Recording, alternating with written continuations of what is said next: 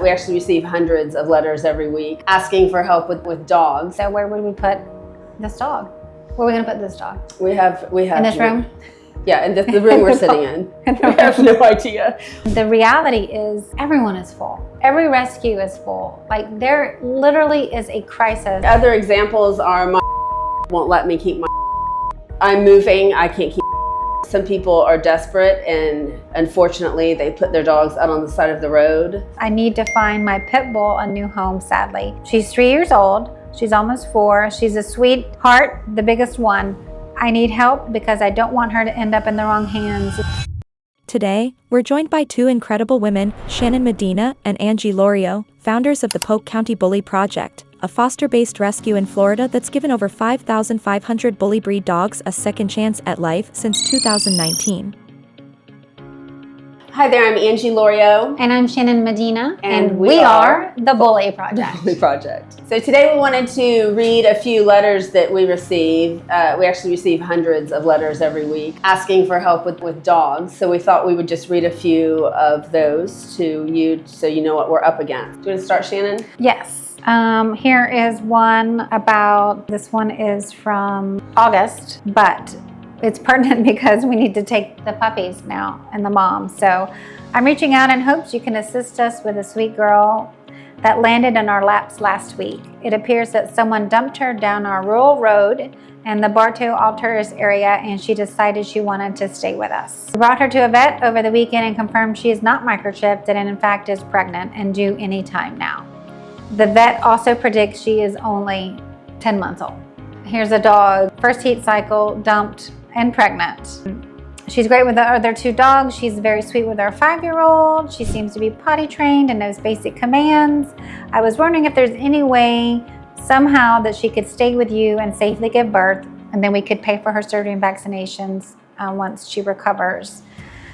And she says, we absolutely love her and I'm so sad that someone dumped her and I've tried many ways to see if we could make it work. We're gone during the day for work and I just don't feel comfortable leaving her alone to have puppies. So fast forward to this dog having puppies and now they need us to take the puppies and the mom.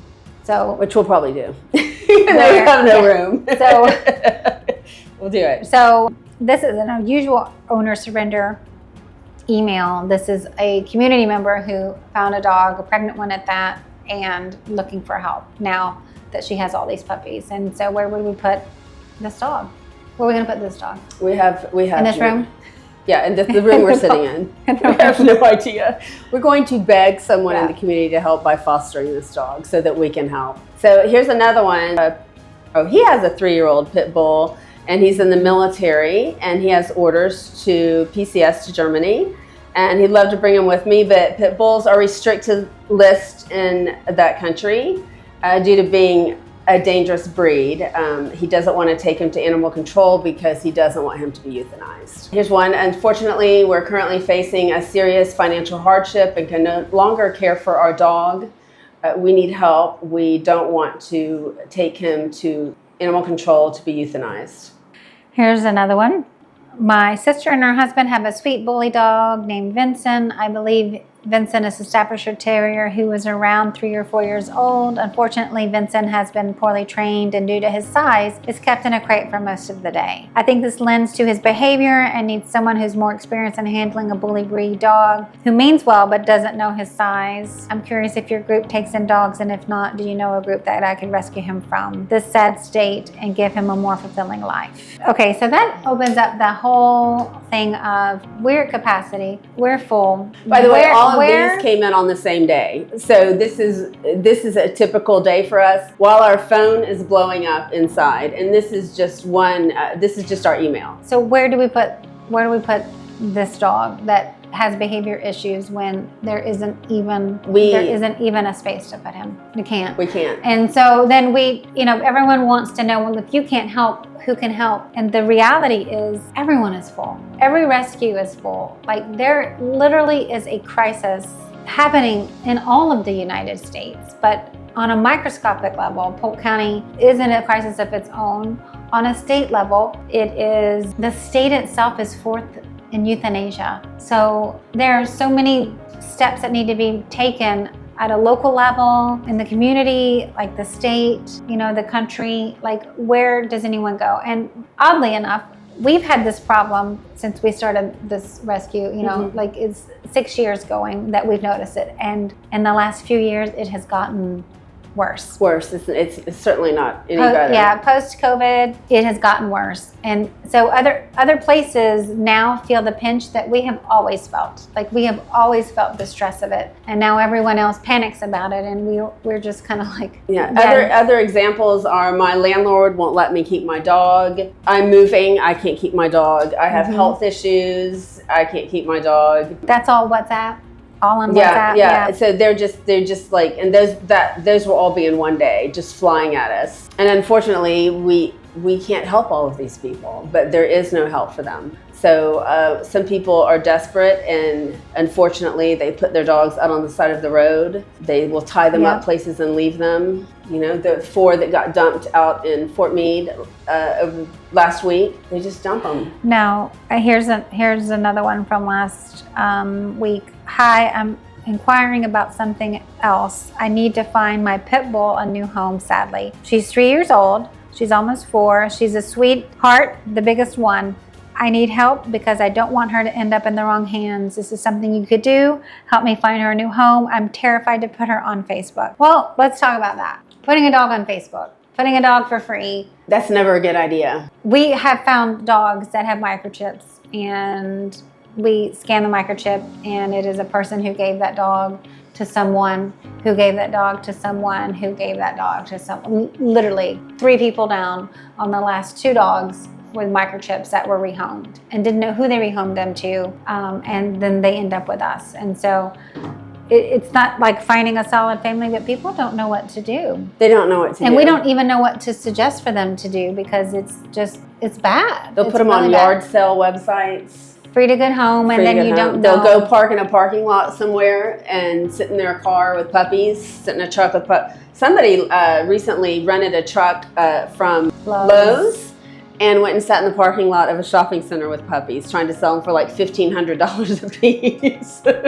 You know, unvetted. So that was a lot of fun, because we would get notifications on Facebook, and someone would say, "She's there! She's there right now! Go get in your car!" Call each other. She's at Lowe's! She's at Lowe's! Let's go! And then running and jumping up there, not Lowe's, but Marshall's. In the parking lot at Marshall's. And sadly, selling them at the flea market, but there are no ordinances to support anybody, you know, so breeding ordinances. And they can sell them they don't have to be vetted. They just sell them. So they could be selling them puppies with parvo. Now they've brought parvo into their home. If they have another animal, there's a chance that dog's going to get parvo. They can just, there's nothing to protect these animals, nothing in place. No, and the majority of the people who were trying to write, I mean, it's a pit bull, I'm afraid to take this dog to the shelter. Well, you should be. Number one, they're not taking owner surrenders, which is why there's so many dump dogs right now. And then when they do take them, and it's in an extenuating circumstance, we do get asked, but if we don't have space, we can't help. Usually for us, we always try to help a starving dog on the side of the road. A pregnant dog. Puppies. I've never seen so many abandoned puppies on the side of the road this year in my life. And most likely those are being bred by backyard breeders, and then they can't sell them quickly enough, and so they just dump them for us to clean up their mess. Yeah, and then they do it again. Yeah. Seniors that get dumped are the saddest and the hardest. Not even that. Like when somebody surrenders a dog and they drive off and the dog watches them leave, like here, it's awful. There is a mourning process that happens with that dog. The staff see it, they feel it, the volunteers, you know, everybody gets upset with the dog because it takes them a few days to realize that they have been abandoned and they're left. If there are resources we try to give people, like if you can keep your dog, we'll provide food. Some vetting we can assist with or find help. Try to keep your dog. It's a short life that they have. They're not around that long. It's a commitment. Like you can show your kids the commitment. You know, teach your kids to be better stewards. All of that. Like there are life lessons there, and we get it when people. I mean, it happens. Like shit happens. Can I say that? Stuff. Yeah. But and those are the pieces that we need to be here to pick up, not the pieces because someone just is lazy. Is shitty. Doesn't want to, stand up for their dog. That I've had this dog. Oh my God, how many times have we seen this? I've had this dog since it was 6 weeks old. Now it's 4 or 5. And I can't keep it. Mm-hmm. And I can't keep it. Yeah. My landlord said, or we're moving, or I'm having a baby now, or whatever. Yeah, and the landlord thing, that is a real issue, but there are options to move with your dog. I went to college with my dog. Okay, so I guess through all of these, you've seen a very small example of what we deal with on a daily basis. I guess our message is that if you can keep your dog, we're here to help and with resources and help you find ways to keep your dog. And also we are begging our community to stop backyard breeding because we're tired. Rescuers are tired and we're cleaning up your mess. So that's probably the biggest problem we have here in Polk County. There's no way to police that.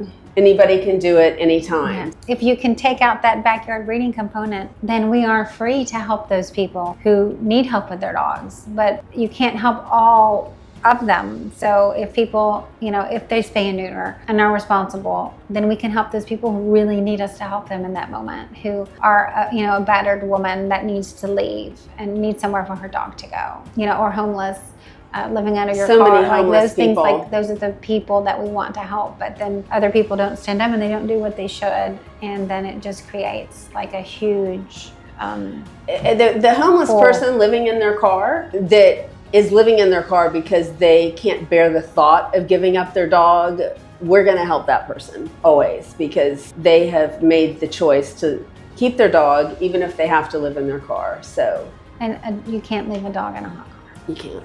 Thank you for listening. Yeah.